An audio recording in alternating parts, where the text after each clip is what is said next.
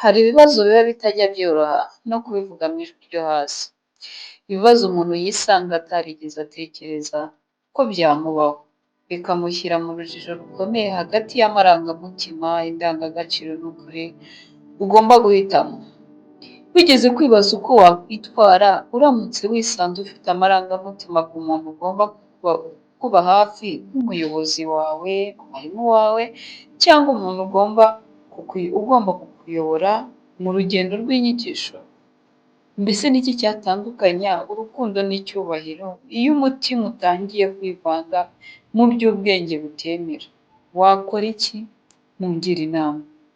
Ndi umunyeshuri w'umukobwa kandi ibyo ngiye kugusangira namwe ni inkuru yanteye urujijo rwinshi, ariko nanjye nkaba nshaka inama kuko numva ntakiri kubona neza aho mpagaze.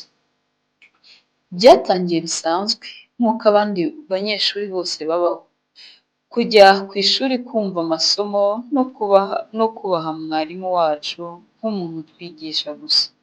Ariko uko iminsi yagiye ishira natangiye kumva hari ikintu gitandukanye mu mutima wanjye iyo namubonaga cyangwa avuga mu ishuri. Ntacyo nabikoragaho mu ntangiriro, natekerezaga ko ari ibisanzwe. Ariko uko igihe cyagendaga gihita, ibyo byiyumvo byarushagaho gukomera, nkisanga ntangiye kumutekerezaho no hanze y'ishuri, kandi ibyo byanteraga ubwoba n'urujijo rwinshi. Ubu ndi hagati y'amarangamutima ntasobanukiwe. Ese ni ukwibeshya kw'igihe? Ese ni ikintu kigomba guhita gihagarara? Cyangwa ni ikibazo cyimbitse gikwiye kuganirwaho n'abantu babizobereyemo? Ndi hano nsangira namwe, ndifuza inama zanyu zubaka. Umuntu yakora iki iyo umutima we utangiye kujya mu cyerekezo kitamworoheye kandi kitajyanye n'aho ari cyangwa uwo ari kumwe na we? Reka mbasobanurire uko byose byatangiye. Byatangiye buhoro buhoro. Ku munsi wa mbere namubonye nk'umwarimu usanzwe, umuntu uvuga neza, utuje, useka neza, uteye neza kandi wubashywe n'abanyeshuri benshi. Nanjye nkiri mushya muri ayo masomo naramwubahirizaga nk'uko n'abandi bose babigenzaga. Ariko uko amasomo yakomezaga natangiye kubona ko nkiri mu ishuri rye numvaga nishimye kurusha. Iyo yabazaga ikibazo nkiri mu ishuri, umutima wanjye wateraga cyane, ntekereza ko yanyitaho cyangwa akambwira ko nasubije neza. Hari n'igihe yigeze kunshima imbere y'abandi banyeshuri kubera ko nari nakoze imyitozo. Uwo munsi nawuzirikanaga inshuro nyinshi. Nagerageje kuwufata nk'ibisanzwe, ariko ibintu byaje guhinduka uko iminsi yahitaga. Natangiye kujya nita cyane ku kuntu yambara, uko aseka n'uburyo avugamo. Iyo yabaga adahari ku munsi runaka, numvaga birutwa no gusiba ishuri.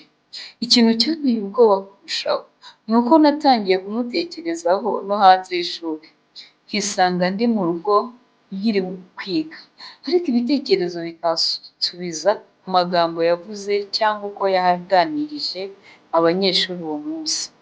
Hari n'igihe natangiye kwibaza niba nawe hari icyo yaba ambonamo kirenze kuba umunyeshuri, maze kuko ako gatekerezo kakanyobera cyane.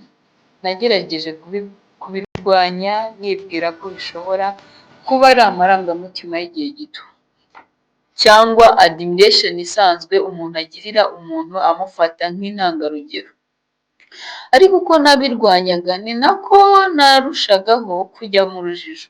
Numvaga umutima ushaka ikintu ubwenge bwanjye butemera, kandi icyo kintu cyatangiye kundemerera ku buryo rimwe na rimwe namubonaga mu nzozi ndyamye, nkumva mpora nkumbura ishuri.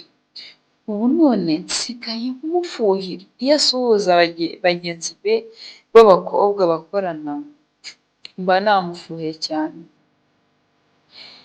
Ese nerure mubwire ko mukunda aho kugira ngo urukundo rumviremo ko kwiga byananiye.